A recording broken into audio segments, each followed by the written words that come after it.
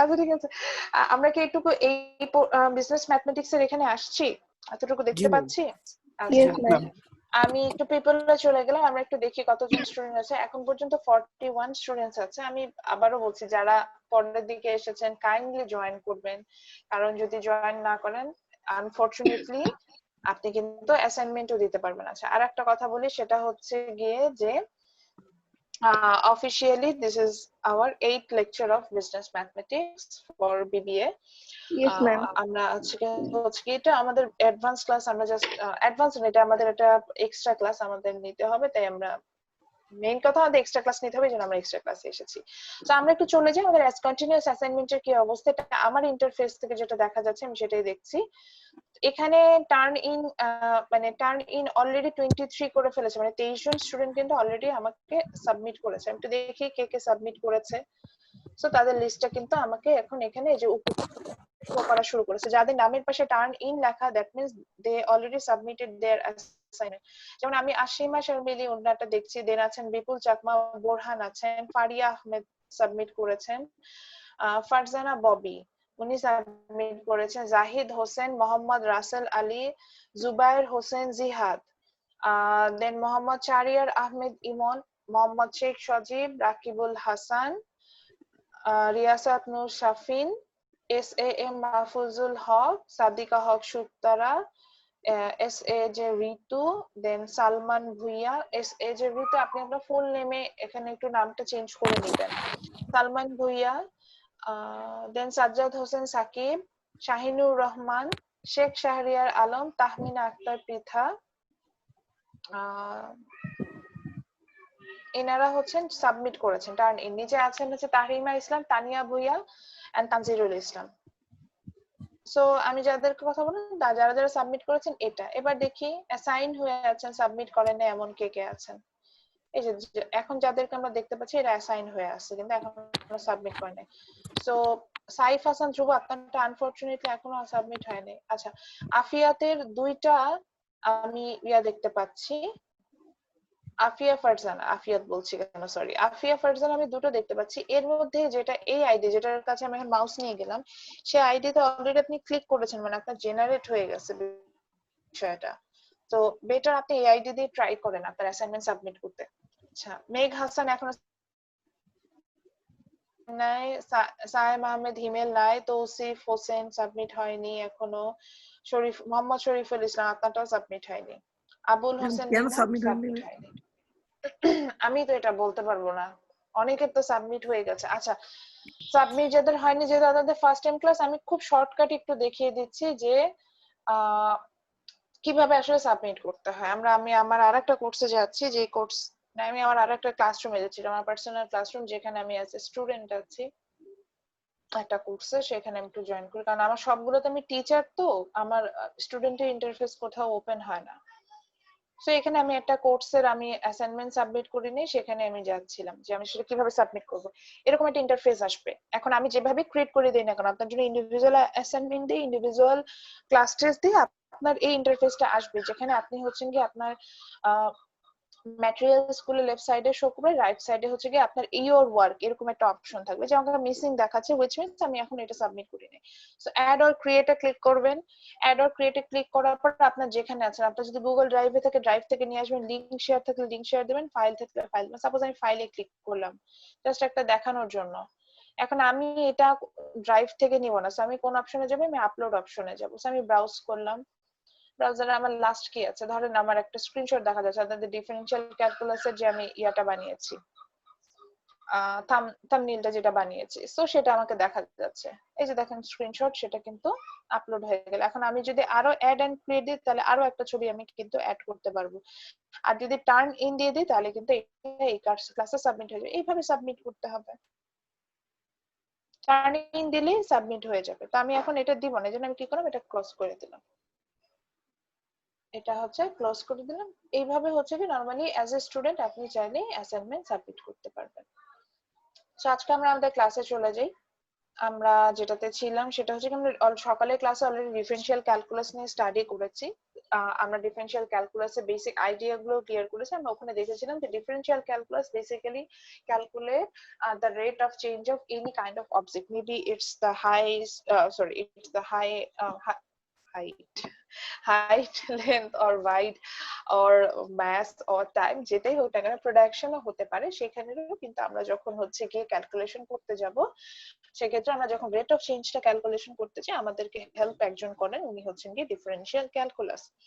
এবং তারপরে আরো বুঝলাম সেটা হচ্ছে খুব সুবিধা, সেটা হচ্ছে বড় থেকে ছোট ভ্যালু যখনই আমি ক্যালকুলেশন করতে যাব, সেখানে আমার ডিফারেনশিয়াল ক্যালকুলাস হবে। বড় থেকে ছোট ভ্যালু আমি মেজার করতে গেলে আমি ডিফারেনশিয়াল ক্যালকুলাস ইউজ করব। ফর এক্সাম্পল, আমি হচ্ছে গিয়ে আমরা বড় থেকে ছোটতে আমরা গেলে আমরা হচ্ছে গিয়ে ডিফারেনশিয়াল ক্যালকুলাস ইউজ করব। সো আমার সাপোজ হচ্ছে গিয়ে আমি চাচ্ছি যে ডিফারেনশিয়াল ক্যালকুলাসে আমি হচ্ছে নিয়ে আসবো, আমি কস্ট ক্যালকুলেশন করবো। সো আমি যদি টোটাল কস্ট যেটাকে বুঝি, এটা একটা বড় টার্ম, আমি টোটাল কস্ট যেটা বড় টার্ম কস্ট থেকে যদি আমি কারণে হচ্ছে গিয়ে এভারেজ কস্ট বের করি, এটা হচ্ছে ছোট টার্ম, আমরা বলতে এভারেজ কস্ট বুঝি। এভারেজ কস্ট যদি বের করতে যাই, সেটাকে কিন্তু আমরা ডিফারেনশিয়াল ক্যালকুলাসের মধ্যে নিতে পারবো। এটা বলতে আমরা ডিফারেনশিয়াল ক্যালকুলাস বুঝবো। কিন্তু যদি এভারেজ কস্ট থেকে আমি টোটাল কস্টে যেতাম, তাহলে সেটা ডিফারেনশিয়াল ক্যালকুলাস হতো না। এখানে আমরা ছোট ভ্যালু থেকে বড় ভ্যালুতে যাই। এটা আবার আমি কিন্তু যখন ক্যালকুলেশন করবো ইউজ করবো হচ্ছে কি আপনার ইন্টিগ্রেশন, যেটা আমরা আফটার মিড ইনশাআল্লাহ করব। এখন আপাতত আমরা ডিফারেনশিয়াল ক্যালকুলাসটাই করব। মিডের আগে আমাদের যেটা হবে সেটা শুধু ডিফারেনশিয়াল ক্যালকুলাসের উপরে। ওকে, সো পৃথা, আপনাকে আমি বারবার মিউট করে দিচ্ছি, আপনি আনমিউট হয়ে যাচ্ছেন। মিউট করে ফেলেন নিজেকে, কেন আনমিউট হচ্ছে? আচ্ছা, হয়েছে। সো আমরা এখন সকালে একটা ফর্মুলা দেখেছিলাম, যদিও ফর্মুলাটা আমি এখানে লিখেছিলাম, কিন্তু আমার কাছে মনে হয়েছে যে অনেকে ফর্মুলাটা, যেহেতু আমি পেন ইউজ করে ল্যাপটপে লিখতে পারছি না, সো এই জন্য আমি দুটো ডিভাইসে আছে, আমি একটু মোবাইল দিয়ে একটু ফর্মুলাটা লিখি। তো আমরা আমাদের ফার্স্ট যে ফর্মুলাটা দেখেছিলাম, একটু বড় হবে যেটা আমি মোবাইলে লিখছি। আমরা যে ফার্স্ট ফর্মুলাটা দেখেছিলাম সেটা হচ্ছে, এই ফর্মুলাটার নাম থাকে x to the power n formula. So সেখানে আমরা দেখেছিলাম যে আমরা d by dx then x to the power n এরকম ফর্মে যদি কোনো ইকুয়েশন থাকে, দ্যাট মিনস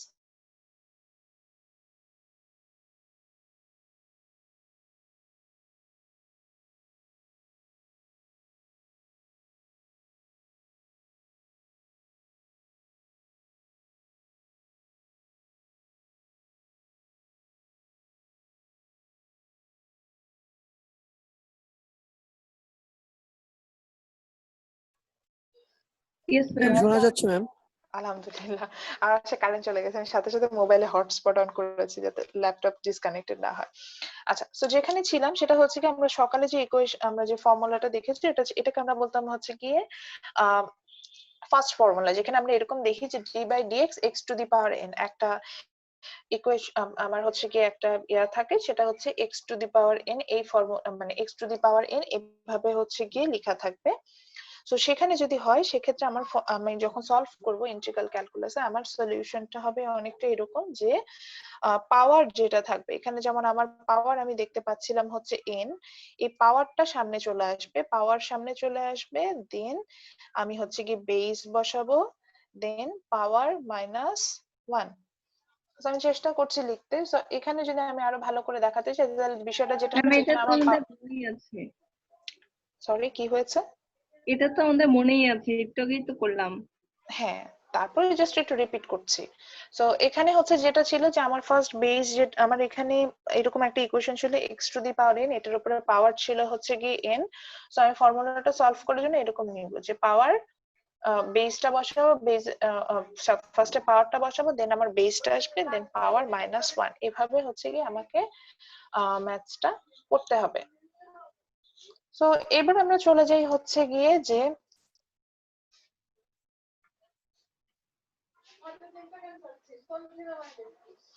আচ্ছা, এবার আমরা চলে যাই হচ্ছে গিয়ে যে আমরা এখন ম্যাথস করব। সকালে আমরা আসলে দুটো ম্যাথস করেছিলাম, যে একটা ফুল নাম্বার দিয়ে সেভাবে ম্যাথসটা করেছিলাম। এবার আমরা এখানে আসলে ম্যাথসে চলে যাব।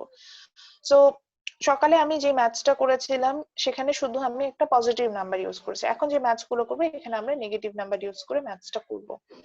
তো আমি প্রথম যেটা ইকুয়েশন নিলাম, এবার ওয়াই দিয়ে করি, যেহেতু আমরা সকালে এক্স দিয়ে করেছি, ওয়াই দিয়ে করলাম। সো আমার হ্যান্ড রিটেন এত পচা হচ্ছে, আমরা ওয়াই দিয়ে করব। তো আমি নিলাম, ধরেন সাপোজ দেওয়া আছে হচ্ছে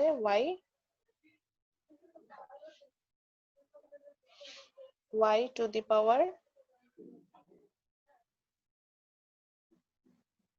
the power negative 7 y to the power, আমি বিরক্ত, আমি কিছুতেই লিখতে পারছি না। আচ্ছা আমি ইয়াতেই লিখি, ল্যাপটপে লিখি, clear all drawing।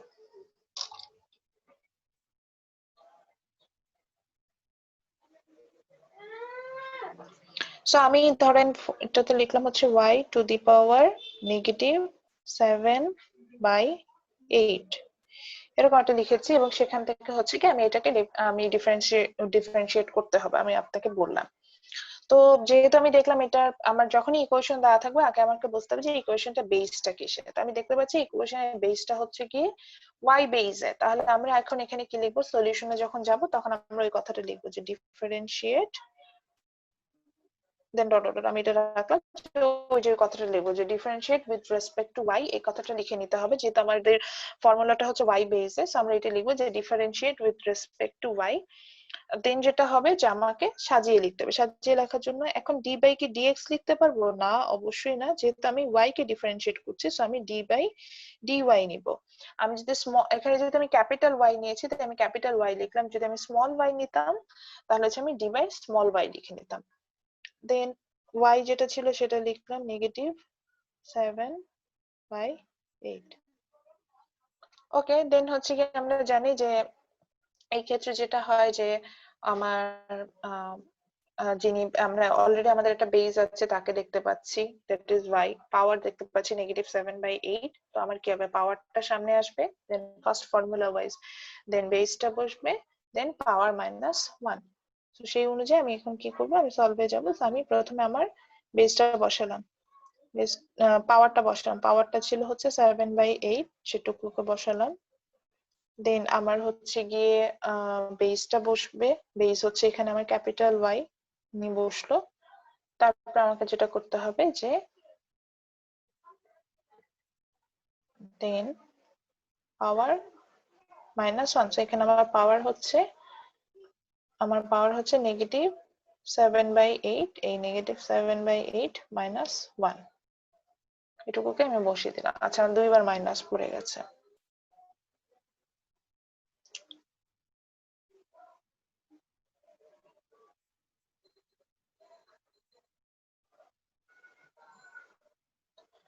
সো এটা নেগেটিভ 7/8 পাওয়ার মাইনাস 1 এভাবে দিলাম।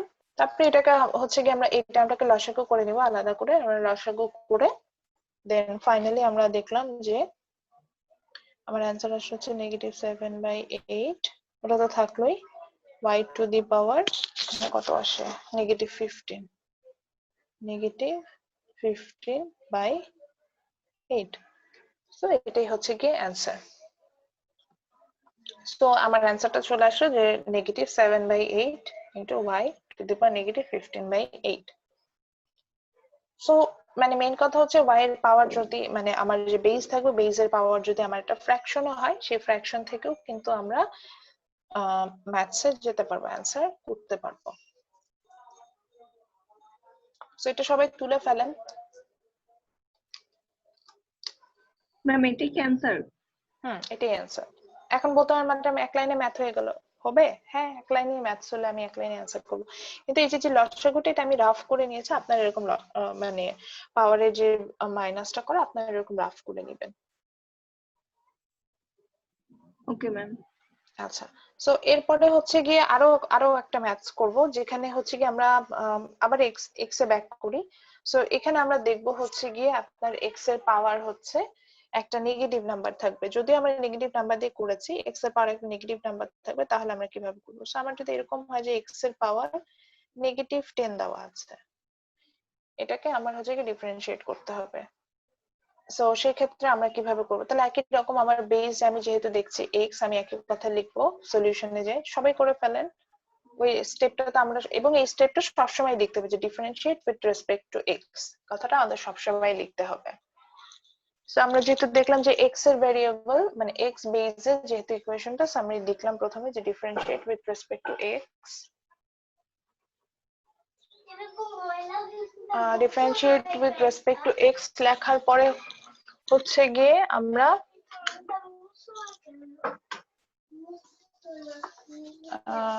তারপরে হচ্ছে গিয়ে আমরা ম্যাথসে চলে যাব।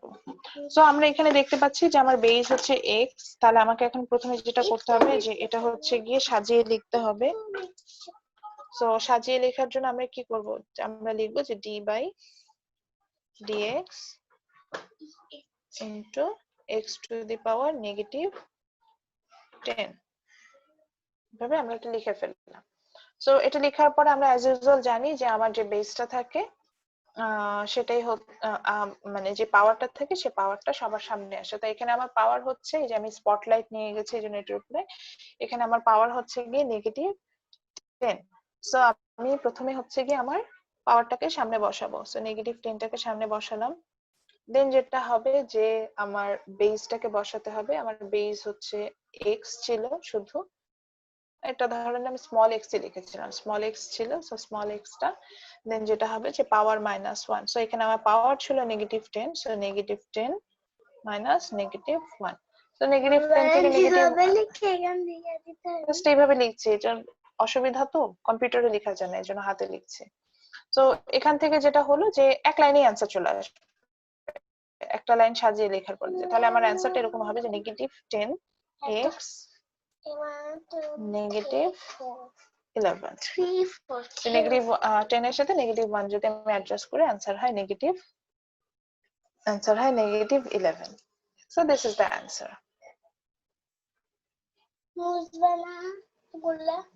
মুছবো, এত কষ্ট করে মুছতেও হয় না, একবারে মুছে ফেলার অপশন আছে সেটা করবো। এখানে লিখতেই হবে না, ওখান থেকে মুছতে পারবো, কম্পিউটার থেকে মুছে ফেলবো। দেখো এখন কেমনে মুছি। আচ্ছা সবাই এটা এই ম্যাথসটা তুলেছি আমরা, এখন কিন্তু আমি যা যা ম্যাথস ছোট ছোট ম্যাথস করছি 1 লাইন 2 লাইনের, কিন্তু এই ম্যাথস গুলো কিন্তু তুলতে হবে, ঠিক আছে? তো সবাই কি এটা করে ফেলেছেন? Yes, ma'am. আচ্ছা এরপর হচ্ছে সেকেন্ড ফর্মুলাতে যাব, সেটা ক্লিয়ার করে দিলাম। সো আমাদের সেকেন্ড যে ফর্মুলা, যেটা ফর্মুলা 2 হবে আমাদের জন্য, ফর্মুলা 2 টা এরকম যে আমরা একটু এতক্ষণ পর্যন্ত কোন একটা বেজের হচ্ছে গিয়ে ডিফারেন্সিয়েট করছিলাম। যদি এমন হয় যে সেক্ষেত্রে হচ্ছে গিয়ে আমার সেখানে আমি দেখতে পেলাম যে হচ্ছে একটা কনস্ট্যান্ট নাম্বারকে আমি ডিফারেন্সিয়েট করছি, এরকম একটা কনস্ট্যান্টকে আমি ডিফারেন্সিয়েট করতে যাচ্ছি। ধরেন এখানে দেওয়া আছে, কনস্ট্যান্ট বোঝানোর জন্য আপাতত আমি সি বোঝাচ্ছি। কনস্ট্যান্ট বলতে যে কোনো একটা নাম্বারকে বোঝাবে, এরকম একটা কনস্ট্যান্টকে যদি ডিফারেন্সিয়েট করতে যাই তাহলে অ্যান্সার কি হবে? অ্যান্সার হবে 0। কোনো কথা নেই, কোনো কথা নেই, অ্যান্সার হবে 0। এখন আপনি বলেন তাই ম্যাডাম, এমন যদি হয় যে সাপোজ ধরেন আপনি একটা ম্যাথস দিলেন যে d বাই dx, একটা ম্যাথসটা আসবে এরকম যে d বাই dx 100, আপনি ওকে ডিফারেন্সিয়েট করতে বলছেন, তাহলে আমি ধরেন একই কথা তো আমাকে লিখতে হবে যে differentiate with respect two x।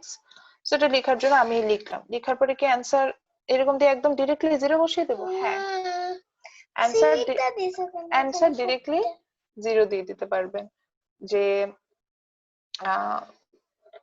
আপনি চাইলে মানে যে কোনো একটা নাম্বার, আপনি যদি 100 কেও ডিফারেন্সিয়েট করতে চান সেটার অ্যান্সারও 0 হবে, 1 crore কেও যদি ডিফারেন্সিয়েট করতে চান ওটার অ্যান্সারও 0 হবে। কোন একটা নিউমেরিক্যাল নাম্বার থাকলে তাকে ডিফারেন্সিয়েট করতে গেলে অ্যান্সারটা হবে হচ্ছে 0। তুমি দরজাটা একটু খুলে দাও তো। হ্যাঁ, রুম সাফোকেটেড হয়ে যাচ্ছে, সাফোকেশন লাগছে, দরজাটা খুলে দাও। তাহলে এখন পর্যন্ত আমরা দুটো ফর্মুলা শিখলাম। ফার্স্ট ফর্মুলাতে এরকম দেখলাম যে যেখানে খুলে দিতে বলেছে, ফার্স্ট ফর্মুলাতে আমি যেটা দেখলাম যে সেখানে হচ্ছে কি আমরা কোন একটা ইকুয়েশনকে ডিফারেন্সিয়েট করছিলাম, মানে যে এটা এক্স বেসে হতে পারে, ওয়াই বেসে হতে পারে, জেড বেসে হতে পারে, যেটাতে ডিফারেন্সিয়েট করলে অ্যান্সার হচ্ছে যদি ওটা x to the power N, অর্থাৎ একটা বেস এবং বেসের উপর একটা পাওয়ার এভাবে লেখা আছে, তাকে যদি ডিফারেন্সিয়েট করতে চাই সেক্ষেত্রে যেটা হবে যে পাওয়ার উইল কাম ফার্স্ট, দেন আমাকে বেসটাকে বসাতে হবে, দেন পাওয়ার -1, সেটা সে যে বেসই হোল্ড করুক না কেন, সে যেই বেসই তার কাছে থাকুক না কেন, সেক্ষেত্রে এরকম হবে বিষয়টা। তো ওটার বেসিসে হচ্ছে আমরা 4টা এক্সাম্পল করলাম। একটাতে দেখেছিলাম যে বেজের উপরে একটা হোল নাম্বার ছিল পাওয়ার, দেন ছিল বেজের উপরে একটা নেগেটিভ নাম্বার পাওয়ার ছিল, আর একটা ক্ষেত্রে বেজের উপরে একটা নেগেটিভ ফ্র্যাকশন হচ্ছে কি আমার পাওয়ার আকারে ছিল। এবার আমরা চলে যাব হচ্ছে গিয়ে যে ম্যাম আমার একটা কোশ্চেন ছিল ম্যাম। জি অবশ্যই বলেন স্যার। ম্যাম এখানে জিরো হবে কেন? আচ্ছা, এটা হচ্ছে কনস্ট্যান্টকে আমরা সাধারণত মানে কনস্ট্যান্ট মানে হচ্ছে ফিক্সড ভ্যালু। ফিক্সড ভ্যালুকে না ভাঙা যায় না। মানে যেমন ধরেন আপনার ওয়েট হচ্ছে 60 কেজি ধরে নিলাম, এবং 60 যে আমি সংখ্যাটা বলছি এটা তো একটা নির্দিষ্ট সংখ্যা, মানে এটা একটা যে ভ্যালু কোনোভাবে পরিবর্তন হবে না। বা আলোর যে মান, যে আলো প্রতি সেকেন্ডে 3 লক্ষ কিলোমিটার বেগে চলে, তো এটা একটা কনস্ট্যান্ট মান। কনস্ট্যান্ট মানগুলোকে নিয়ে আমরা কখনো সাধারণত ইয়াটা করি না। কোনো ম্যাথসেও দেখবেন যে কনস্ট্যান্ট ভ্যালু আসলে সেটাকে কিন্তু ফিক্সড ধরে রাখা হয়। তো এখানেও এরকম কনস্ট্যান্ট যেটা ফিক্সড, তো একটা ফিক্সড জিনিসকে যদি আপনি ডিফারেন্সিয়েট করতে যান, ইন্টিগ্রাল ক্যালকুলাসও সেম জিনিস। একটা কনস্ট্যান্টকে আপনি ইন্টিগ্রেটও করতে গেলে দেখবেন যে অ্যান্সার 0 আসবে। ফিক্সড বিষয়গুলোকে সাধারণত আমরা এখানে নিয়ে আসতে পারি না। ওকে, এরপরে আমরা যে ফর্মুলাটা দেখবো এটাকে আমি থার্ড ফর্মুলা বলছি। থার্ড ফর্মুলা যেটা বলছি সেই ফর্মুলাটার নাম আমি দেই হচ্ছে গিয়ে AXN।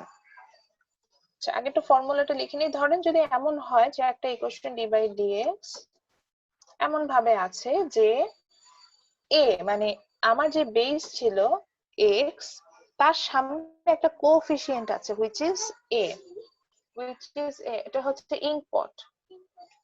এখান থেকে হচ্ছে সিল দেওয়া যায়। সো না, কালার করা যায় না, ওটা দিয়ে শুধু সিল দেওয়া যায়। সো ax ছিল, মানে এখানে এটা হচ্ছে গিয়ে আপনার কোএফিসিয়েন্ট, x টা আমার বেস ধরে নিলাম। এর উপরে পাওয়ার হিসাবে ছিল হচ্ছে কি আগের মতোই স্মল n। তো সেই ক্ষেত্রে আমার ইয়াটা কিভাবে হবে, এটা যদি অনেকে বুঝতে পারছে না যেটা আমি কি লিখেছি, এই জন্য আমি আবার একটু হ্যান্ড রিটেনে যাচ্ছি, পচা হ্যান্ড রিটেনে। সেটা হচ্ছে এটা এরকম ছিল যে ax two the power n, এভাবে আমি লিখেছি, যেখানে এটা হচ্ছে গিয়ে আমার কোএফিসিয়েন্ট, x টা হচ্ছে গিয়ে আমার বেস, n টা হচ্ছে গিয়ে আমার পাওয়ার। আচ্ছা, এখন খুব সিলি একটা কোশ্চেন হলো হতে পারে, মানে আমি কিভাবে বুঝবো উনি কোএফিসিয়েন্ট? বেসিক ম্যাথে আমরা পড়েছি যে কোএফিসিয়েন্টটা আসলে কি হয়, যে যদি সাপোজ দেন আমার একটা বেস আছে x, x এর সামনে যে কোনো একটা নিউমেরিক্যাল নাম্বার, মানে ওরকম একটা ফিক্সড ভ্যালু যদি থাকে, ধরেন যদি 10 থাকে, তাহলে সেই সংখ্যাটাই হবে হচ্ছে গিয়ে কোএফিসিয়েন্ট। অর্থাৎ বেজের পরে না, অবশ্যই বেজের আগে। বেজের আগে যদি একটা নিউমেরিক্যাল ভ্যালু আমি দেখতে পাই, আবার বলছি বেজের আগে যদি আমি একটা নিউমেরিক্যাল ভ্যালু দেখতে পাই, সো ইন দ্যাট কেসেস ওটাকে বলে কোএফিসিয়েন্ট। তো এখন আমরা দেখবো এরকম কোএফিসিয়েন্ট থাকলে কিভাবে হচ্ছে গিয়ে আমরা সেক্ষেত্রে ইকুয়েশন অ্যাপ্লাই করব। সো এই ক্ষেত্রে আমার ফর্মুলাটা হবে এরকম যে ইকুয়াল টু, যিনি কোএফিসিয়েন্ট ছিল তার ভ্যালু যাই হোক না কেন, তার ভ্যালু 100 হোক, 1000 হোক, আর ধরেন 0.001 হোক, সে কোএফিসিয়েন্টের মতো বসে যাবে। দেন বাদ বাকিটা আগের মতো। দেখেন এখানে তারপরের অংশটা x two the power n এর মতো হয়ে যাচ্ছে না? তার মানে কি, যিনি যিনি বেজের উপরে যিনি পাওয়ার আছেন, সেই পাওয়ারটা সামনে চলে আসলো, আমার পাওয়ার সামনে চলে আসলো। দেন আমি কি করব, বেস থেকে বসাবো, যেমন এখানে বেস হচ্ছে x, তারপরে কি করব, সরি, দেন বেস, তারপরে কি করব, পাওয়ার -1, এভাবে বসিয়ে দেব। This is the formula.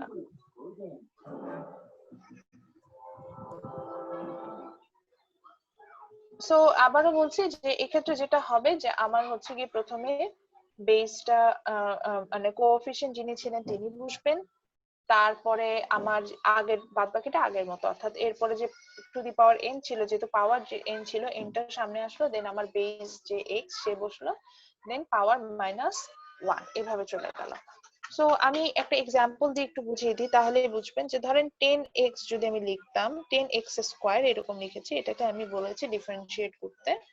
So এই ক্ষেত্রে আমার কোএফিসিয়েন্ট, এখানে আমার কোএফিসিয়েন্ট অবভিয়াসলি 10 হচ্ছে আমার এখানে কোএফিসিয়েন্ট, x আমার বেস, আর 2 টা হচ্ছে আমার পাওয়ার। সো যখন আমি একে ইন্টিগ্রেট করতে যাব, তাহলে এই 10 যা ছিল সে অ্যাজ ইট ইজ থেকে যাবে। সো 10টা কিন্তু সামনে চলে আসবে, দেন আমার বাকি পাওয়ার যেটা ছিল 2 সেটা সামনে চলে আসার কথা, সো পাওয়ার 2 সামনে আসবে, দেন আমার বেস বসবে, দেন পাওয়ার -1 যেভাবে আমি বসাই দিব, এভাবে কিন্তু ম্যাথসটা আমি করে ফেলতে পারবো। সো এটা একটু প্রপার ওয়েতে আমি লিখি, এটা জাস্ট বোঝার জন্য লিখলাম যে এরকম এই যে কোএফিসিয়েন্ট থাকা অবস্থায় দেখতে অনেকটা এরকম হবে। সো আমি প্রপার ওয়েতে লেখা জন্য এই ম্যাথসটাই আবার হচ্ছে কি আমি করছি।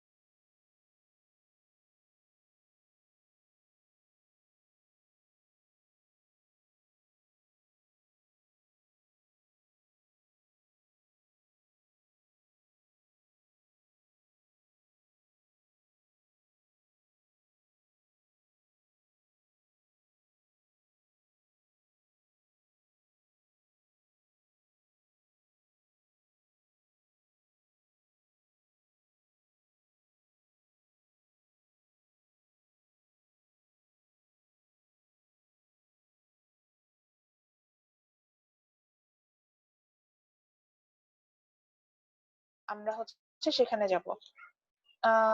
আমার মাঝখানে মনে হয় ভয়েসও শুনতে পাচ্ছিলেন না, এরকম হয়েছে কি? জি ম্যাম। Yes, ma'am. জি ম্যাম। সরি, আমার নেটওয়ার্ক আনস্টেবল হয়ে গেছিল, আমি খেয়াল করিনি, আমি আবার মোবাইল ডেটা অন করে করে দিয়েছি, কিন্তু ততক্ষণে আমাকে মিউট দেখাচ্ছিল, আমি নোটিস করিনি এটা।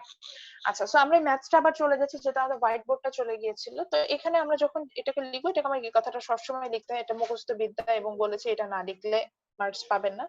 এখানে যেটা আমরা দেখতেই পাচ্ছি ইকুয়েশনটা হচ্ছে এক্স বেসে, সো আমাকে এটা লিখতেই হবে, differentiate with respect two x. আমি এক্স এর সাপেক্ষে ডিফারেন্সিয়েট করব। এখানে যদি বললেন ম্যাডাম এটা ওয়াই এর ইকুয়েশন হতো, তাহলে আমরা ইকুয়েশনটা যদি ওয়াই বেসে, তখন আমরা লিখতাম differentiate with respect to y, বা জেড হলে জেড এর সাপেক্ষে লিখতাম। সো তাহলে আমরা যেটা আছে অ্যাজ ইউজুয়াল, আমরা তখন ডি বাই ডি ওয়াই এভাবে লিখবো। সো এখন ডি বাই, যেহেতু ডিফারেন্সিয়েট এক্স এর সাপেক্ষে করছি, সো আমি ডি বাই ডি এক্স লিখলাম, দেন থার্ড ব্র্যাকেটে আমার পুরো ফর্মুলাটা আসলো স্কয়ার। দেন আমি সলিউশনে চলে যাই। তো কি সলিউশন থেকে তো ইজি সলিউশন, মানে ডিফারেন্সিয়েশন একবার বুঝে গেলে দেখবেন যে আপনার কাছে খুবই ইজি লাগবে।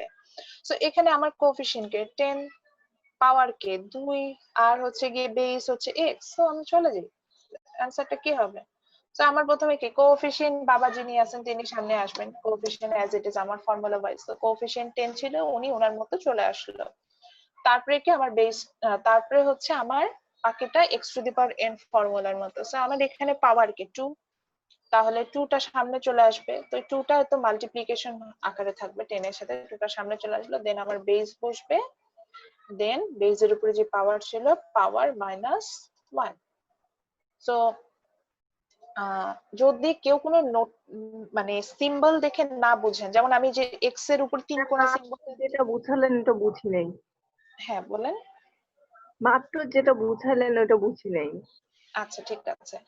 আর হচ্ছে গিয়ে যদি কোনো কারণে স্পেশালি আমি যেটাতে আমি যে ব্যাপারটা নিয়ে ওয়ারিড, সিম্বল, কোন একটা সিম্বল দেখে যদি না বুঝেন এটা আসলে কিভাবে প্র্যাকটিক্যালি লিখতে হয়, তাহলে আমাকে বলবেন, আমি দরকার হলে যে বললাম যে হ্যান্ড রিটেন হয়ে যদিও কোনো একটা ভাবে হ্যান্ড রিটেন করে দেখানো যায়, আমি সেটা কিন্তু দেখাবো।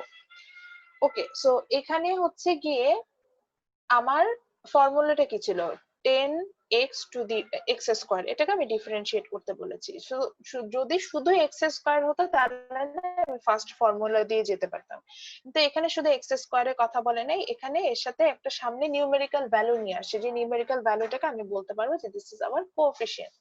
সো এরকম কোএফিসিয়েন্ট থাকলে আমরা যে থার্ড ফর্মুলাটা লিখলাম ax to the power n, ওই ফর্মুলাতে যাবে, এবং according to that formula whatever your coefficient is that will stay as it is. So here our coefficient is 10, so এটা as it is থেকে যাবে, so 10 কে আমি as it is রেখে দিলাম। বাকি অংশটা কি ছিল? বাকি অংশ ছিল x two the power n এর মতো, অর্থাৎ x স্কয়ারের মতো। সেক্ষেত্রে কি হয়? সেক্ষেত্রে পাওয়ারটা সামনে চলে আসে। So here my power is 2, so এখানে মাল্টিপ্লিকেশন করছি 10 ইনটু 2, মানে এদের মধ্যে সম্পর্ক গুণ আকারে থাকবে। দেন আমি পাওয়ার হিসেবে 2 টাকে সামনে নিয়ে আসি, দেন অ্যাজ ইট ইজ বেস বসলো, দেন টু দি পাওয়ার -1, এখানে পাওয়ার যেহেতু 2 ছিল 2 - 1।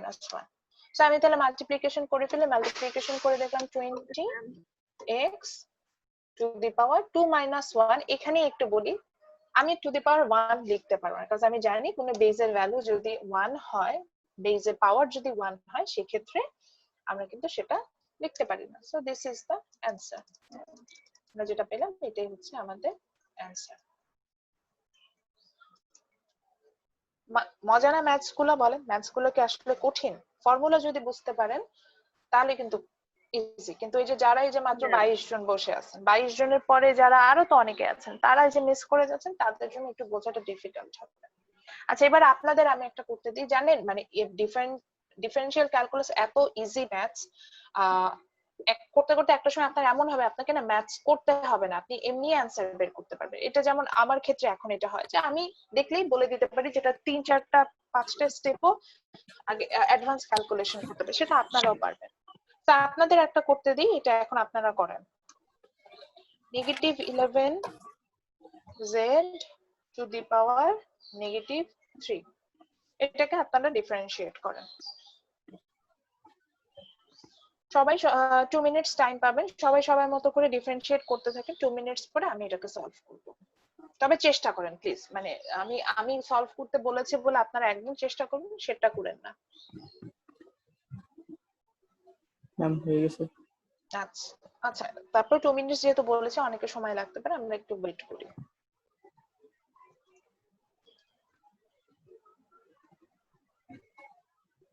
ম্যাম আমাদের সিলেবাসে কি কন্টিনিউয়াস ডিফারেন্সিয়েশন আছে? কন্টিনিউয়াস ডিফারেন্স, হ্যাঁ কন্টিনিউয়াসটা না বলে আমি স্টেপ ডিফারেন্সিয়েশন বলি, তো হ্যাঁ ওটাও আছে, ওটাও করব আমরা। কিন্তু ক্রস, যেটা আমরা যদি আগে থেকে আপনি স্টাডি করেছেন, আমরা যে ক্রস ডিফারেন্সিয়েশন হতো না, যে এক্স বেজে আছে কিন্তু আমরা ওয়াই এর সাপেক্ষে ডিফারেন্সিয়েট করছি, যে ক্রস করে যেগুলো করতাম, ওগুলো হচ্ছে গিয়ে আমি করাবো না। জাস্ট নরমাল যেটা স্ট্রেট, যেটাকে আমরা বলি মানে ওয়ান ভেরিয়েবলেরই, হ্যাঁ হ্যাঁ, অন্য কোনো ভেরিয়েবল থাকবে না। ওয়ান ভেরিয়েবলের যেগুলো সেগুলো, 2 ভেরিয়েবল বা 3 ভেরিয়েবল এগুলো কোনোটাতে যাব না। মানে ডিওয়াই বাই ডিএক্স এগুলো আর দেখতে পাবেন না। D by dx, d by dz, d by dy, এভাবে আমরা ডিফারেন্সিয়েট করব। বা ডি বাই ডিকিউ আসবে আমরা যখন ম্যাথস করব, d by dq, d by dp, এসব এটা কন্টিনিউয়াস। হ্যাঁ কন্টিনিউয়াস এরকম একই ইকুয়েশন থাকবে, সেটারই ধরেন 4-5টা স্টেপ ধরে আমরা ডিফারেন্সিয়েট করছি, কিন্তু কখনো ক্রস যেটা।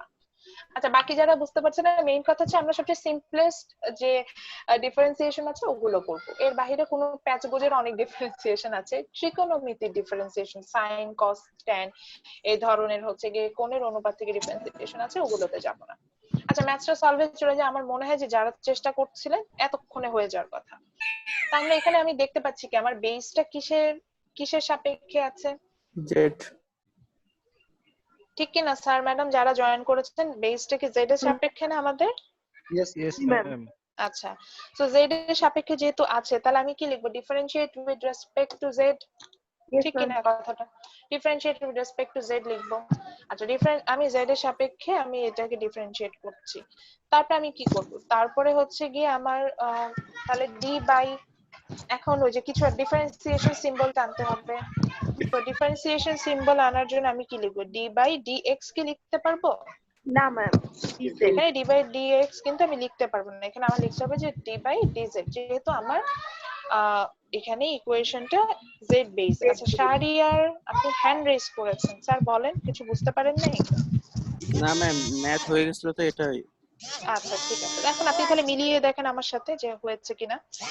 তো তাহলে ডি বাই ডিজেড আমার যেটা হলো, হওয়ার পর আমি যেটা করবো যে ইকুয়েশনটা লিখবো। সেই ইকুয়েশন কি? -11z টু দি পাওয়ার -3। যারা সিম্বল যদি না বুঝেন আমাকে অবশ্যই কোশ্চেন করতেন। সো আমার ইকুয়েশন যেটা ছিল -11z টু দি পাওয়ার -3, আমি সেটা লিখলাম। লেখার পরে এখন সলিউশনে যাব। তো এখানে অলরেডি আমার কোএফিসিয়েন্ট কে এটা তো আমরা বুঝতেই পেরেছি, কোএফিসিয়েন্ট হচ্ছে নেগেটিভ 11 হ্যালো এবং ম্যাম। আমাদের আমাদের জি পৃথা, ম্যাম আমি আপনার সাউন্ড একদমই শুনতে পাচ্ছি না। আমি কি মিউট হয়ে গেছি কোনো কারণে? না ম্যাম, আমরা তো শুনতে পাচ্ছি। ম্যাম আমরা পাচ্ছি। আচ্ছা, আমি আপনাকে মিউট করে রেখেছিলাম, কিন্তু এটার কারণে তো আমাকে শুনতে পারার কথা, এরকম হওয়ার কথা। আচ্ছা, আমি আচ্ছা যাই। সো এখানে আমার কোএফিসিয়েন্ট হচ্ছে নেগেটিভ 11 ছিল, এবং আমরা জানি যে যিনি কোএফিসিয়েন্ট থাকবে উনি অ্যাজ ইট ইজ থেকে যাবে, ওনার সাথে কোনো লেনা দেনা নাই, ওনাকে না ভাঙবো না হচ্ছে কি জোড়া দিব, কিছুই করবো না। সো নেগেটিভ 11 কোএফিসিয়েন্ট ছিল, মানে সহগ, বাংলা যাকে আমরা বলি সহগ, যিনি ছিল তাকে বসাই দিব। তারপরে কি হবে, একটু মাল্টিপ্লিকেশন সাইন দিয়ে দিলাম, এই স্টার্ট চিহ্নটা হচ্ছে মাল্টিপ্লিকেশন ল্যাপটপে, সো ল্যাপটপের কিবোর্ডে। দেন আমার যেটা হবে বাকি অংশ, যে টু দি পাওয়ার সামথিং। তো যে টু দি পাওয়ার যিনি থাকে, আমরা তো কি জানি, যখনই আমি টু দি পাওয়ার কিছু একটা থাকে সেটাকে ডিফারেন্সিয়েট করতে হলে পাওয়ারটা সামনে চলে আসে। তো এখানে আমার পাওয়ার ছিল হচ্ছে কি -3, সো এই -3টা সামনে চলে আসলো, তারপরে কি বসবে, বেসটা বসবে, দেন টু দি পাওয়ার, মানে পাওয়ার টু দি পাওয়ার -1, সো এখানে পাওয়ার ছিল -3 -1। আচ্ছা, আমি আবার ক্লিয়ার করছি, আমি একটা স্পটলাইটটা নিয়ে আসি। এখানে -11টা হচ্ছে কোএফিসিয়েন্ট, জেড হচ্ছে বেস, আর -3টা হচ্ছে পাওয়ার। লেখার জন্য একটু এটা কম্পিউটারে টাইপ করার জন্য এটা হয়তো অনেকটা এরকম দেখাচ্ছে। তো এই ক্ষেত্রে যেটা হয় যে যিনি কোএফিসিয়েন্ট থাকে, আমরা থার্ড ফর্মুলাটা এটাই শিখলাম ডিফারেনশিয়াল ক্যালকুলাসে, কোএফিসিয়েন্টের সামনে অ্যাজ ইট ইজ বসে যায়, তারপরে বাকি অংশটা হচ্ছে x two the power n এর মতো করে আমরা ডিফারেন্সিয়েট করি। এই ক্ষেত্রে x two the power n এর মতো ডিফারেন্সিয়েট করতে যায় পাওয়ার যিনি ছিল তিনি সামনে আসেন, যেমন এখানে আমার পাওয়ার ছিল -3, উনি সামনে আসলেন, দেন যিনি বেস ছিলেন সেই বেসটা বসে, দেন পাওয়ার -1, সো -3 সামনে বসলো, তারপরে আমি বেসটাকে বসালাম, দেন আমার পাওয়ার হিসেবে -3 দিলাম। ওকে, এরপরে আমরা চলে যাবো, তাহলে এখন দেখি সলিউশনটা কি দাঁড়ায়। সো সলিউশনটা আমরা দেখতে পাচ্ছি যে তাহলে -11 ইন্টু -3, সো নেগেটিভ নেগেটিভ হয়ে গেল পজিটিভ, দুটোকে মাল্টিপ্লিকেশন করে আমরা পেলাম হচ্ছে গিয়ে 33z, দেন টু দি পাওয়ার, আবার বলছি এখানে নেগেটিভ নেগেটিভ গুণ করেছি যেহেতু, সো মাইনাস মাইনাসে প্লাস হয়ে গেছে। So then 11 into 3, so 33z to the power -4. So this is the answer. যদি বলেন ম্যাডাম মাত্র 3 লাইনে অ্যান্সার আসছে, হ্যাঁ, এই যে বলছি ডিফারেনশিয়াল ক্যালকুলাসের মজা এটা, ম্যাথস হলে পুরোটাই হবে, না হলে কিছুই হবে না। সো আই হোপ আমি থার্ড ইকুয়েশন, থার্ড ফর্মুলাটা ক্লিয়ার করতে পেরেছি। থার্ড ফর্মুলা আর একটা ম্যাথস আমি করব, করে আজকে ক্লাসটা আমরা শেষ করব। সেটা হচ্ছে যে সাপোজ আমরা আরেকটা ম্যাথস করি। সাপোজ এমন হলো যে আমাকে দিলাম এটাকে একটু মডিফিকেশন করে দিই, -11 নেক্সট দিলাম এখন টু দি পাওয়ার, একটা ফ্র্যাকশনাল পাওয়ার আছে, তার ফ্র্যাকশনটা ধরেন বেশি বড় ফ্র্যাকশন না, 1/4 না 1/5। আচ্ছা, যারা বুঝতে পারবেন না তাদের উদ্দেশ্যে এটা একটু আমি জাস্ট একটু হ্যান্ড রিটেন করে দেখিয়ে দিই, সো দ্যাট যাতে সবাই বুঝেন যে আসলে আমি এখানে কি লিখেছিলাম। যদিও পচা হবে, তারপর এটা কনসিডার করে জাস্ট একটু বুঝে নেন। আমি এখানে লিখেছি হচ্ছে -11 x টু দি পাওয়ার 1/5, এটুকু। আমার ইকুয়েশনটা এরকম যে -11 x টু দি পাওয়ার 1/5, আমি এটা লিখেছি। সো এইটাকে আমি ডিফারেন্সিয়েট করতে বলছি। সো এটাকে ডিফারেন্সিয়েট করতে হলে একই রকম ভাবে আমাকে আগে প্রথম ওই কথাটা লিখতে হবে, ডিফারেন্সিয়েট, সব সময় এই কথাটা লিখতেই হবে, differentiate with respect to something। এখন এখানে যেহেতু x বেজে আছে, আগেরটা z বেজে ছিল, কিন্তু এখানে আমার ইকুয়েশনটা কি বেজে আছে, x বেজে আছে, আমি x এ নিলাম। তো differentiate with respect to x লেখার পরে আমরা এখন কি করব, এটাকে d by dx ফর্মে লিখতে হবে, ডিফারেন্সিয়েশন সিম্বল হিসেবে d by dx into -11x to the power 1/5 bracket close, এই আমি দিলাম। তারপরে এটাকে আমি ডিফারেন্সিয়েট করব, আগের মতোই সম্পূর্ণ জিনিসটা হবে, শুধু আমাদের ক্যালকুলেশনটা একটু ডিফারেন্ট প্রসেস আসবে। সো কোএফিশিয়েন্ট এখানে কে, অবশ্যই আপনার -11 উনি বসবেন কোএফিশিয়েন্ট। তারপরে এনার সাথে বাকি অংশটা যেভাবে বসানো করতে, এখন বাকি অংশে প্রথমে কে আছে, বাকি অংশে আছে হচ্ছে পাওয়ার আছেন, পাওয়ার হচ্ছে 1/5। সো 1/5 কে আমি সামনে নিয়ে আসলাম, নিয়ে আসার পর আমার যিনি বেস ছিল তাকে বসালাম x, তারপরে যেটা হবে বেসের পাওয়ার -1।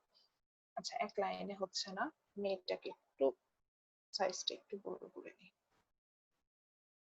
সো দেন হচ্ছে কি আমার বেসটা বসবে, বেসটা বসার পরে হচ্ছে গিয়ে দেন আমরা যেটা করব পাওয়ার -1, সো x/5 -1 এভাবে এটা আসার কথা। সো আমি এখানে যেটা লিখেছি যে সেটা হচ্ছে কি -11টাকে প্রথমে লিখলাম, লিখার মানে কোএফিশিয়েন্টটাকে অ্যাজ ইট ইজ বসালাম, বসানোর পরে হচ্ছে গিয়ে ইনটু নিলাম, ইনটু দিয়ে হচ্ছে গিয়ে 1/5 যেটা সেটাকে নিলাম, ওটাকে দিয়ে যেটা আমি মাল্টিপ্লিকেশন করব। দেন আমার যিনি বেস ছিল x তাকে বসালাম, বসানোর পর তার যে পাওয়ার আবার এই যে একই কথা 1/5 -1 এভাবে বসিয়ে দিলাম। তো বিষয়টা অনেকটা এরকম দাঁড়ালো যে -11 ইনটু 1/5 দেন আমার বেস দেন পাওয়ার -1 এভাবে বসিয়েছে।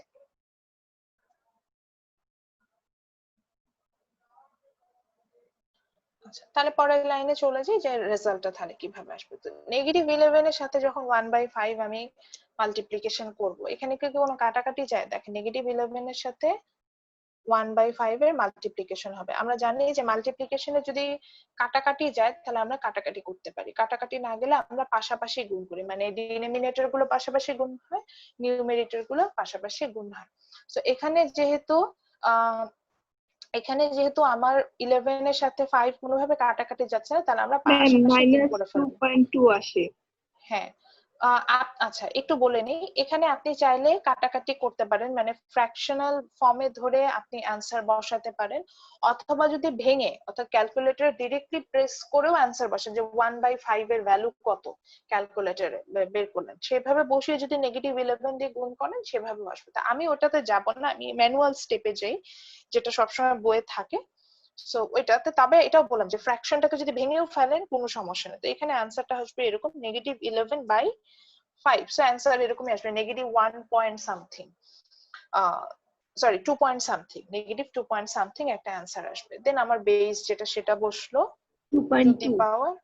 টু দি পাওয়ার হচ্ছে কি না, এখানে আমি ফ্র্যাকশন করবো না, এখানে আমি ওই মানে এক্সাক্ট অ্যান্সারে যাবো না, আমি ফ্র্যাকশনেই রাখবো।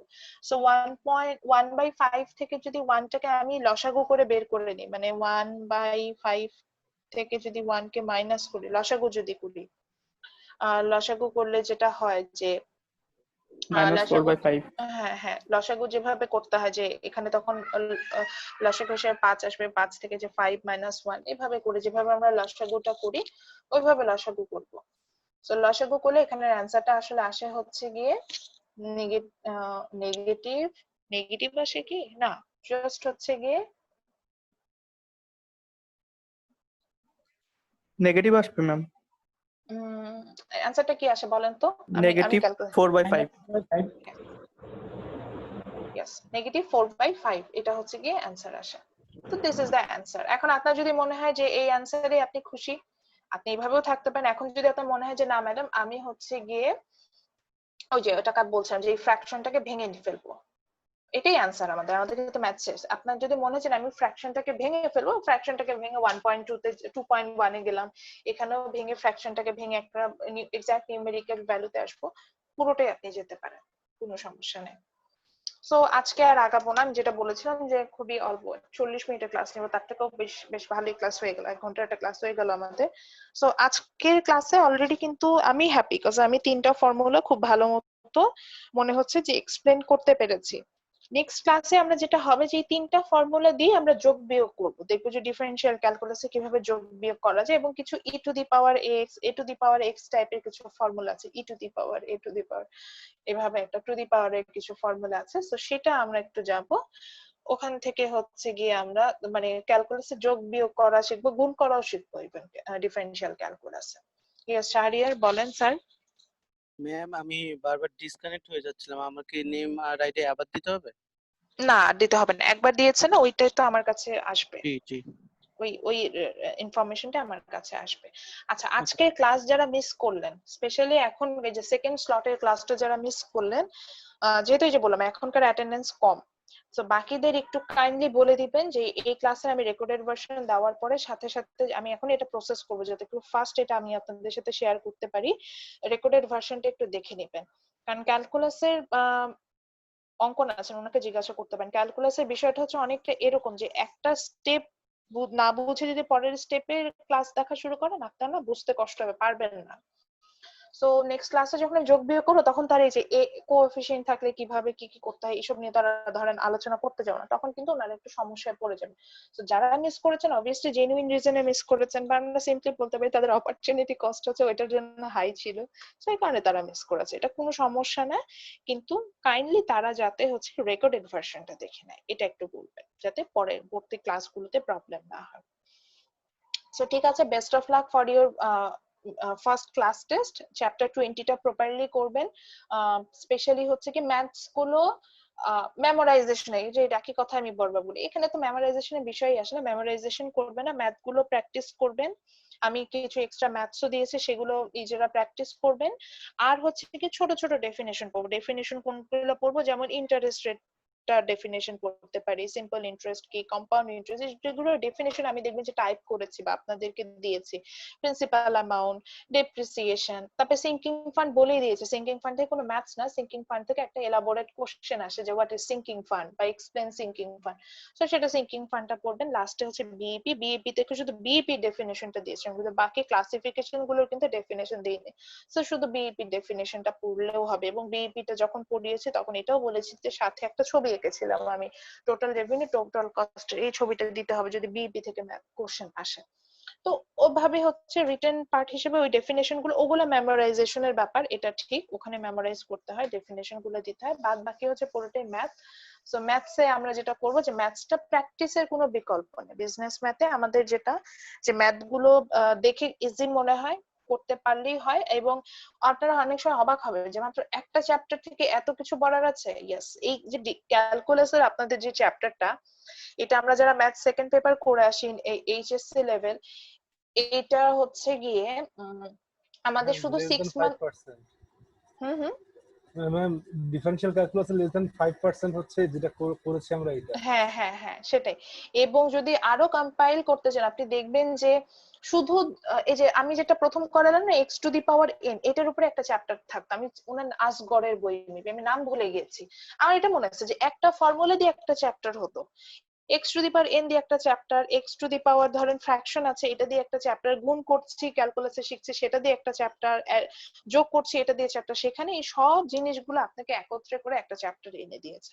সো এই জন্য আপনার অনেক ক্ষেত্রে মনে হবে যে আমি একটা চ্যাপ্টার করছি, কিন্তু একটা চ্যাপ্টারে যে ম্যাটেরিয়ালস আপনি পড়ে যাচ্ছেন দ্যাটস হিউজ, মানে দ্যাটস বলতে পারেন যে একটা পুরো জিনিসের সামারি। যেমন আমি ফাইন্যান্স যখন পড়াচ্ছিলাম, ম্যাথমেটিক্স অফ ফাইন্যান্স, আমি বলেছিলাম যে এটা চোখ বুঝে আপনাদের যে প্রিন্সিপাল অফ ফাইন্যান্স পড়বেন সেটা 3টা চ্যাপ্টারের সামারি। এটা আমি ভাই বই দেখেছি, আসাদ ভাইয়ের কাছে আমি বই দেখেছি, তখনই দেখেছি যে 3টা চ্যাপ্টারের একদম চোখ বুঝে সামারি হচ্ছে এই চ্যাপ্টার 20। সো এই আমাদের হয়তো চ্যাপ্টার কম মনে হবে কিন্তু কন্টেন্ট কিন্তু কম না, তো ওইটাই বলতে চাইলাম, কন্টেন্ট ধরে একটু কাইন্ডলি স্টাডি করবেন। আর আমার কোর্সে হ্যাঁ আমি অনেক সময় রাগ করি, দেখবেন যে অ্যাসাইনমেন্ট নিয়ে আমি রাগটা করি তখনই দেখবেন যখন দেখবেন যে স্টুডেন্ট রেগুলারিটি মেনটেন করে না, আমার তাদেরকে না কনসিডার করতে খুব কষ্ট হয়, যে হচ্ছে গিয়ে কিছুই করলেন না, একদম সেমিস্টারের শেষে এসে বললেন যে আমার এই সমস্যা ছিল সেই সমস্যা ছিল, আমার এখন আমি ক্লাস টেস্ট দেবো, অ্যাসাইনমেন্ট দেবো, প্রেজেন্টেশন দেবো, দিয়ে আমাকে একটা ভালো গ্রেড দিতে হবে। তখন তো আমার খারাপ লাগবে, কারণ চিন্তা করেন আপনার শাহরিয়ারের কথা আমি জানি, সে রংপুরে আছে, সে খুব কষ্ট করে ক্লাসগুলো করছে, বারবার ডিসকানেক্টেড হয়ে যাচ্ছে, সেখান থেকে আবার কানেক্টেড হচ্ছে, সেখান থেকে ক্লাস করছে, অনলাইন ক্লাসের রেকর্ডেড ভার্সন অনেক বড় হয়, সে এটাকে ডাউনলোড করে নেয়, সেখান থেকে আবার বারবার করে দেখে ক্লাসগুলো করে যাচ্ছে। বা আমি বোরহানের কথা বলতে পারি, সেও ধরেন ঢাকায় চলে আসছে যাতে সে ভালো মতো ক্লাসগুলো করতে পারে। বা জিহান, সে ঢাকায় আছে কিন্তু তার এলাকার নেটওয়ার্ক বেশ খারাপ, সেখান থেকে সে ক্লাস করছে। তো সবাই কিন্তু নিজের জায়গা থেকে কষ্ট, আমি নিজে এই যে আমার এখন ওয়াইফাই নাই, আমি মোবাইল ডেটা দিয়ে কানেক্টেড হয়ে আছি, হ্যাঁ মোবাইল ডেটা দিয়ে কানেক্টেড হয়ে আছি যাতে হচ্ছে গিয়ে ক্লাসটা ইন্টারাপ্ট না হয়। এই যখন আমি যে একদম সারা সেমিস্টার কিছু করলো না, করে এসে আমার কাছে সুবিধা চাইলো, তাহলে কি আমি এই এতগুলো বাচ্চার সাথে কি ইনজাস্টিস করে ফেললাম না আপনাদের সাথে? যে আপনারা এত কষ্ট করে ক্লাস করলেন, আপনাদের সাথে তো ইনজাস্টিস হয়ে গেল। তো নর্মালি আমি এই ধরনের স্টুডেন্ট গুলোকে সাধারণত কনসিডার করতে আমার কষ্ট হয়। আমি কনসিডার করতে কষ্ট হয় না, অ্যাকচুয়ালি কনসিডার করি না। তো কনসিডার যখন করি না, তাহলে বুঝবেন যে আপনি এমনই জেনুইন কারণ আছে যে কারণে আপনাকে আমি কনসিডার করতে পারছি না। ইয়েস, অঙ্কন বলেন। ম্যাম আপনার রাগ দেখেছিলাম ম্যাম লাস্ট সেমিস্টারের একদম শেষের ক্লাসে পরে তো ও রাখার আচ্ছা, ক্লাসে নিলেন না। ও আচ্ছা। সো এইটাই, মানে বিষয়টা হচ্ছে ওরকম যে যদি খুব জেনুইন কোনো রিজন থাকে সেই ক্ষেত্রে আমি সাধারণত জিনিসটা রিয়াক্ট করি, আদারওয়াইজ করি না। সো আমি ওটাই বললাম যে অনেকে বলবেন যে হ্যাঁ ম্যাডাম হয়তো কনসিডার করে না, এই অ্যাসাইনমেন্ট দিয়ে রাখলো, দিলে দিতে পারলাম, না দিলে না, এটা নিয়ে পরবর্তীতে মেকআপটা নিতে চায় না, বা কনসিডারটা আমার করতে ইচ্ছাই করে, যে বললাম ওই কারণে যে আমার ক্লাসে আমি জানি অনেক স্টুডেন্টই আছে অনেক হার্ড ওয়ার্ক করে আমার ক্লাসটা করছে। সো আমি যখনই বাকিদেরকে সুযোগ দিব, ওই হার্ড ওয়ার্কিং স্টুডেন্টের সাথে আমি ইনজাস্টিস করে ফেললাম। সো অনেক কথা বললাম। ওভারঅল জাস্ট হচ্ছে লাস্ট যে ক্লাসগুলো করেছি, ক্লাসগুলো থেকে আমরা প্র্যাকটিস করি, ইনশাল্লাহ আমাদের ফার্স্ট ক্লাস টেস্ট ভালো হবে। ফার্স্ট ক্লাস টেস্টের জন্য হচ্ছে গিয়ে আমি 4 সেট কোশ্চেন করব, 4 বা 5 সেট কোশ্চেন করব, মোস্ট প্রবাবলি 5 সেট আমি করব। একটু ইজি কোয়েশ্চেন করেন। আচ্ছা, ইনশাল্লাহ 5 সেট কোশ্চেন করবো এবং ওখানে রিটেন পার্ট থাকবে। আমি একটু বলে দিই, কোশ্চেনটা 20 মার্কস এর কোশ্চেন করব, 20 আউট অফ 20 আপনাকে অ্যান্সার, মানে ওটাকে আমি 10 এ কনভার্ট করে নিব। সো 4টা কোশ্চেন থাকবে, বা অনেক সময় দেখা যায় যে 5টা কোশ্চেন থাকে, 5টা থেকে 4টা, মানে আপনার জন্য অপশন থাকবে, মেইন কথা এটা। বা যদি আমি 10এই কোশ্চেন নিতে চাই, তাহলে আমি 4টা কোশ্চেন দিব, 4টা থেকে বলবো যে কোনো 2টা অ্যান্সার করে, এভাবে করে আমি কোশ্চেন দিব। সো জাস্ট প্র্যাকটিস করবেন, প্র্যাকটিস করলে আই হোপ ভালো হবে। আর আমি তো বলেছি যে আমি যখন এক্সাম দিবেন, আমি যে কোনো ভাবে আপনি আমাকে জাস্ট ফাইল আপলোড করতে পারলেই হলো কুইজটা, আমি সেক্ষেত্রে সেইভাবে মার্কসটা দিয়ে দিব। আর আজকে যারা রাত 12টার মধ্যে অ্যাসাইনমেন্ট সাবমিট করতে, অটো আপনার হচ্ছে গিয়ে গুগল ক্লাসরুম এটা অফ করে দিবে। যাদের সমস্যা হবে এটা রাত 12টার পরে, যদি সমস্যা রাত 12টার পরে আমি চেক করে দেখবো যে কাদেরটা সাবমিট হয়নি, আমি তাদের নামটা স্ক্রিনশট দিয়ে দিব। যদি তাদের জেনুইন রিজন থাকে, যেমন আমি সাইফের বিষয়টা জানি সে আপলোড করতে পারছে না, এরকম যদি জেনুইন রিজন থাকে তাদের জন্য আমি একটা আমার মেইল অ্যাড্রেস শেয়ার করব, পার্সোনাল মেইল অ্যাড্রেস শেয়ার করবো, সেখানে হচ্ছে কি অ্যাসাইনমেন্টটা মেইল করে দিবেন। কিন্তু এখানে একটা সমস্যা হয়, এই কারণ যেটা হচ্ছে যখন রেজাল্ট সাবমিশন করতে যাব তখন অনেক সময় এটা মিসিং হয়ে যায়, যে সাইফ পাঠিয়েছিল কবে মেইল হয়তো থাকে না। তো সেই ক্ষেত্রে এই যে আপনার যে গ্রেড, মানে এখন যে আপনার জন্য একটা ডিফারেন্ট ফাইল ক্রিয়েট হয়েছে গুগল ক্লাসরুমে, আপনার নামের সাথে কিন্তু একটা ডিফারেন্ট ফাইল ক্রিয়েট হয়েছে, যেটা আপনি আপনার ইন্টারফেস থেকে ঢুকলে দেখতে পারেন, যেখানে আপনি আমাকে প্রাইভেট কমেন্ট করতে পারেন, প্রাইভেট মেসেজ পাঠাইতে পারেন। যখন আপনি যদি ডিরেক্টলি আমাকে মেইল না করতে পারেন, মানে সরি গুগল ক্লাসরুমে সাবমিট না করতে পারেন, তখন ওই প্রাইভেট মেইলে, মানে প্রাইভেট মেসেজে গুগল ক্লাসরুমে ওখানে অবশ্যই লিখে রাখবেন যে ম্যাডাম আমি এখানে সাবমিট করতে পারি না, এই বিধায় আমি মেইল করেছি। সো দ্যাট আমি ফাইনাল যখন গ্রেড কালেক্ট করব, গ্রেডটা দিব, আমি এই ভুলটা করব না যে মিসিং হয়ে যা বিষয়টা, যেটা হবে না। ঠিক আছে, ক্লিয়ার করতে পেরেছি? Yes ma'am. Yes ma'am. আচ্ছা, ওকে। সো এটা হচ্ছে যারা মিস করবেন, এটা শুধু তাদের জন্য, কিন্তু মিসিংটা জেনুইন রিজনে হতে হবে। এখন আমি ঘুমাইছিলাম সারাদিন, এই জন্য অ্যাসাইনমেন্ট সাবমিট করতে পারি নাই, বা আমার করা হয় নাই, অন টাইমে করে শেষ করতে পারি নাই, তাদের জন্য হচ্ছে এগুলা না। ঠিক আছে, সবাই তাহলে ভালো থাকেন। ম্যাম একটা কথা ইনশাআল্লাহ ছিল নেক্সট। ম্যাম। জি জি জি জি, ম্যাম অবশ্যই। হচ্ছে আমাদের লাস্ট সেমিস্টারে যে ফাইনালের জন্য যে সিলেবাস ছিল এবারও কি সেম থাকবে? এইবার হচ্ছে গিয়ে মেট্রিক্সটা আমরা মিডে করি, ফাইনালে করিয়েছিলাম না। জি জি ম্যাম। আমি চেষ্টা করব যে ডিটারমিনেন্ট পার্টটা হচ্ছে গিয়ে মিডে করাই দিতে। আচ্ছা আচ্ছা আচ্ছা। ডিটারমিনেন্ট, কারণ ওই যে ডিটারমিনেন্ট তো ইজি না, জাস্ট জি হচ্ছে জি ভ্যালু ম্যাম। বের করা। সো ডিটারমিনেন্ট পার্টটা হচ্ছে আমি মিডে করাই দিব, দিয়ে মেট্রিক্সটা যেটা মেইনটা ওটা আবার ফাইনালে রাখবো, কারণ ইন্টিগ্রাল ক্যালকুলাসটা তো কঠিনটার সাথে মেট্রিক্সটা রাখি, ডিটারমিনেন্টটা রাখবো না। আর ওইদিকে স্ট্রেট লাইন ইকুয়েশন তখন ওই সময় করবো, স্ট্রেট লাইনটা আমি আর এবার মিড টার্মে করাবো। বুঝতে পেরেছি। ঠিক আছে, সবাই তাহলে ভালো থাকবেন, ইনশাআল্লাহ নেক্সট ক্লাসে ম্যাম দেখা হবে। আসসালামু আলাইকুম। ওয়ালাইকুম আসসালাম। আসসালামু আলাইকুম ম্যাম।